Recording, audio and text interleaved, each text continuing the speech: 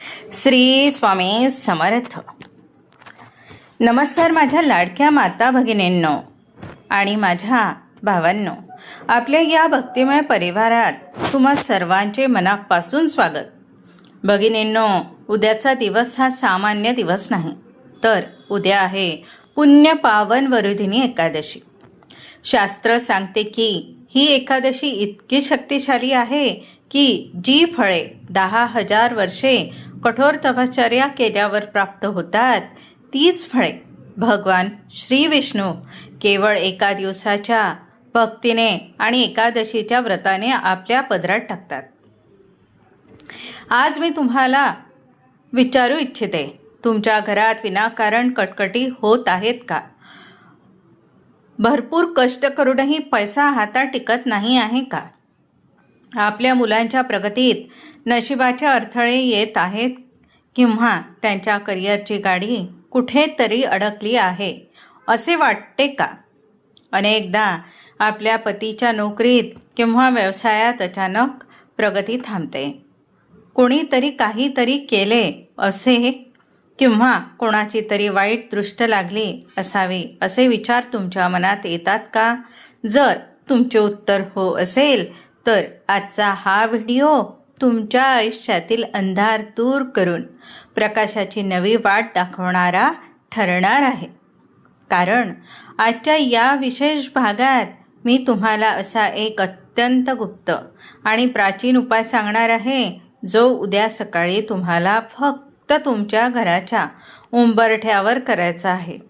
फक्त एक छोटीशी वस्तू तुमच्या उंबरठ्यावर ठेवली की तुमच्या घरातील इडापिडा, वर्षानुवर्षाची गरिबी, शत्रुबाधा आणि नकारात्मक ऊर्जा घराबाहेर जाईल आणि सुख समृद्धीचे द्वार उघडले जातील. हा उपाय मी स्वतः माझ्या आयुष्यात अनुभवलेला आहे. त्याचे फळ अफाट आहे आणि म्हणूनच मला वाटले की माझ्या प्रत्येक भगिनीला याचे रहस्य माहीत हवे. पण लक्षात ठेवा, अर्धवट ज्ञान हे नेहमीच घातक ठरते. त्यामुळे हा व्हिडिओ अगदी शेवटपर्यंत न चुकता पहा.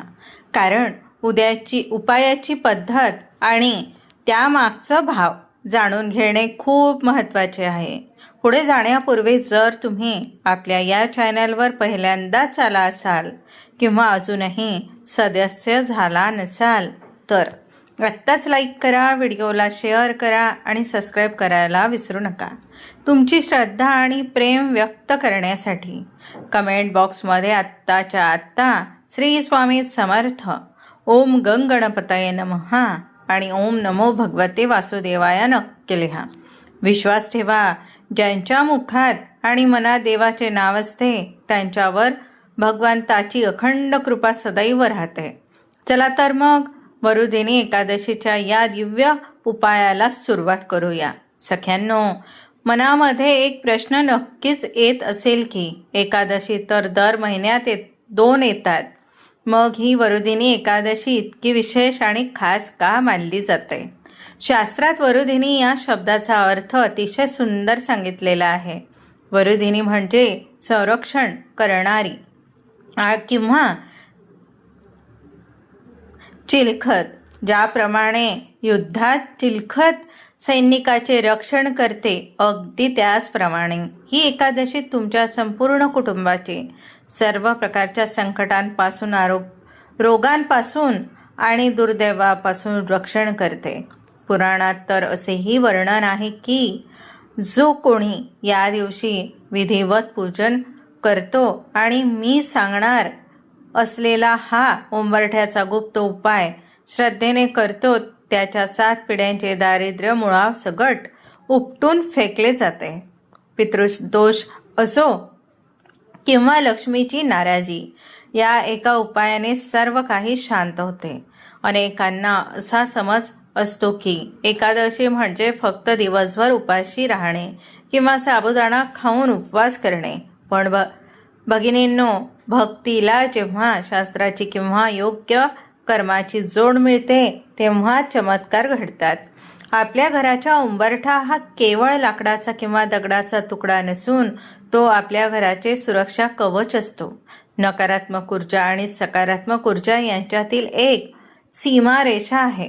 उद्या सकाळी जेव्हा सूर्यदेव आपली पहिली किरणे पृथ्वीवर सोडतील, अगदी त्याच ब्रह्ममुहूर्तावर आपल्याला आपल्या घराचा मुख्य उंबरठ्याशी एक छोटासा पण प्रचंड शक्तिशाली विधी करायचा आहे. आता तुम्ही म्हणाल, ताई, यासाठी मी खूप मोठी तयारी करावी लागेल का? खूप महागडी वस्तू आणावी लागेल का? तर मुळीच नाही. ती वस्तू तुमच्या स्वतःच्या स्वयंपाकघरातच तुमच्या डोळ्यासमोरच असते, पण तिची दैवी शक्ती कदाचित तुम्हाला आजवर ठाऊक नव्हती. ती वस्तू म्हणजे साक्षात मांगल्याचे प्रतीक असलेले आंब्याचे पान आणि गणपती बाप्पाचे रूप मानली जाणारी लाल सुपारी. पण थांबा, हे केवळ पान आणि सुपारी उंबरठ्यावर नेऊन ठेवायची नाही.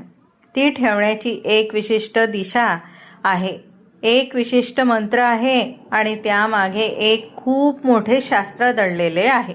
जर तुम्ही चुकीच्या पद्धतीने हे ठेवले तर त्याचा लाभ मिळणार नाही.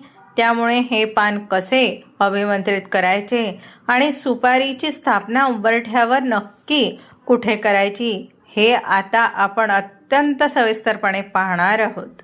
हा विधी तुमच्या पतीच्या आयुष्यातील अडथळे दूर करून मुलांच्या प्रगतीचे मार्ग कसे मोकळे करेल हे ऐकून तुम्हीही थक्क व्हाल. हा सर्वात महत्त्वाचा भाग आहे. त्यामुळे आता कुठेही जाऊ नका आणि प्रत्येक शब्द नीट लक्ष देऊन ऐका. हा विधी करण्यासाठी सर्वात फलदायी वेळ म्हणजे उद्या सकाळी आंघोळ झाल्यानंतर सूर्योदयाच्या कोवळ्या उन्हात, म्हणजे सकाळी 6 ते 10 वाजेपर्यंत. या वेळेत निसर्गात आणि वातावरणात सात्विक लहरींचे प्रमाण सर्वाधिक असते. आवश्यक साहित्य आणि त्याचे आध्यात्मिक रहस्य सांगते, ऐका. या विधीसाठी आपल्याला जे साहित्य लागणार आहे ते दिसायला साधे असले तरी त्याचे आध्यात्मिक मोल खूप मोठे आहे. 1 ताजे आंब्याचे पान. लक्षात ठेवा, पान कोमेजलेले, वाळलेले किंवा कुठूनही फाटलेले नसावे. आंब्याचे पान हे साक्षात हनुमंताचे आणि महालक्ष्मीचे अतिशय प्रिय प्रतीक मानले जाते. हे पान घरात येणारी नकारात्मकता शोषून घेते आणि केवळ शुभ लहरींना आत प्रवेश देते. 1 अख्खी लाल सुपारी. सुपारी कधीही अखंडित किंवा फुटलेली नसावी. पुन्हा ऐका, सुपारी कधीही खंडित किंवा फुटलेली नसावी. शास्त्रानुसार सुपारीला विघ्नहर्ता गणपती मानले जाते.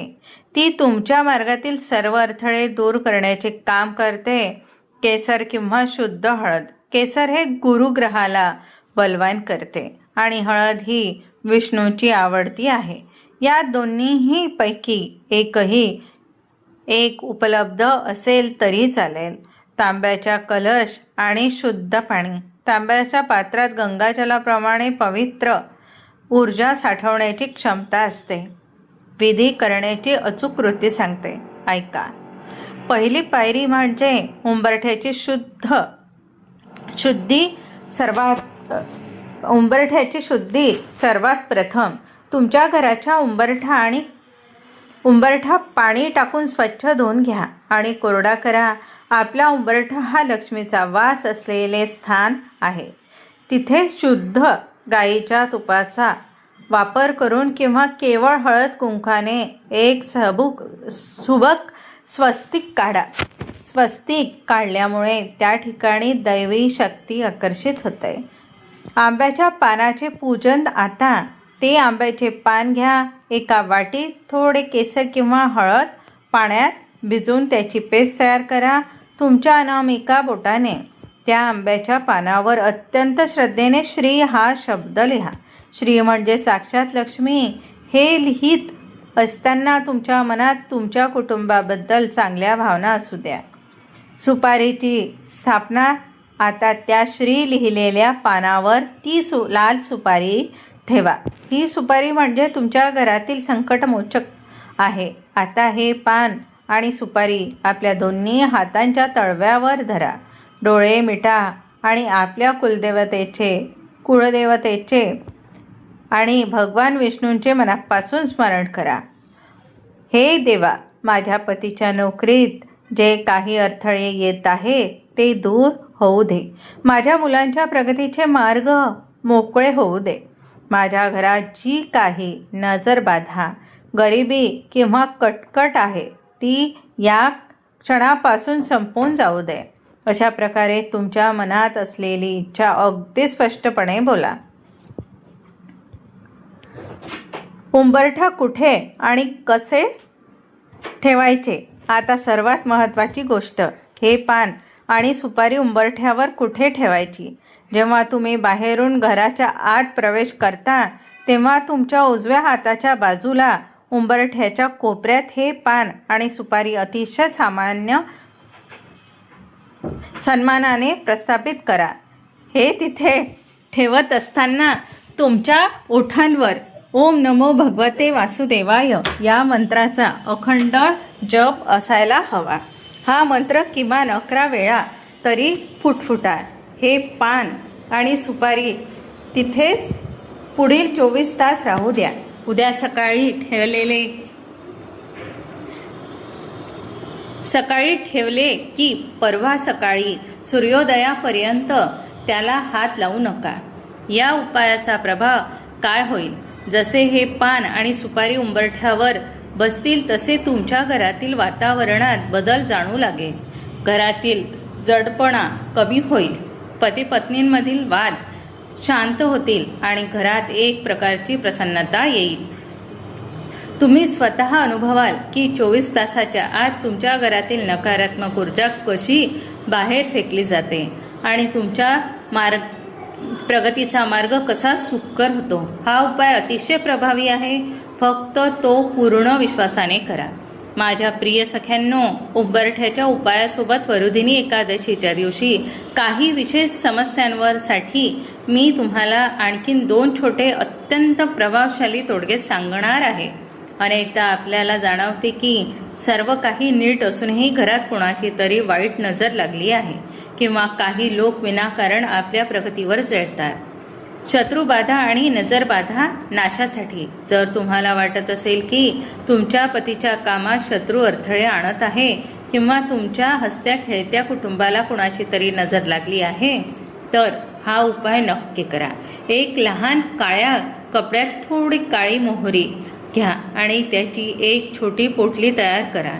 ही पोटली उद्या सकाळीच तुमच्या घराच्या मुख्य दरवाजाला बाहेरच्या बाजूने अशा प्रकारे टांगा की येणाऱ्या जाणाऱ्याची नजर त्यावर पडेल. ही मोहरी घरातील नकारात्मकता शोषून घेते आणि कोणत्याही शत्रू तुमच्या घराकडे वाकड्या नजरेने पाहू शकणार नाही. अखंड लक्ष्मी प्राप्तीसाठी आणि आर्थिक वाढीसाठी एकादशीच्या दिवशी संध्याकाळी तुळशी मातेची सेवा करणे म्हणजे साक्षात विष्णूची कृपा मिळवणे होय. उद्या संध्याकाळी सूर्यास्तानंतर तुळशीपाशी गाईच्या शुद्ध तुपाचा एक दिवा लावा.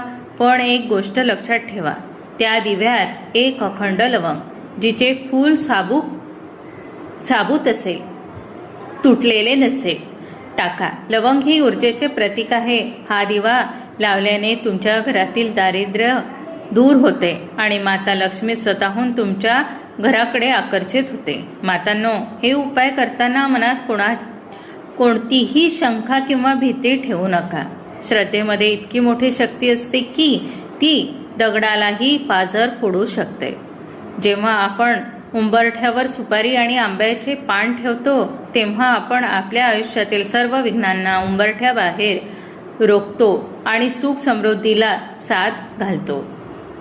आता सर्वात महत्त्वाचा भाग, कोणतीही व्रत किंवा उपाय तेव्हाच फळ देतात जेव्हा आपण काही नियमांचे पालन करतो. वरुदिनी एकादशीला या 3 गोष्टी विशेष काळजी घ्या.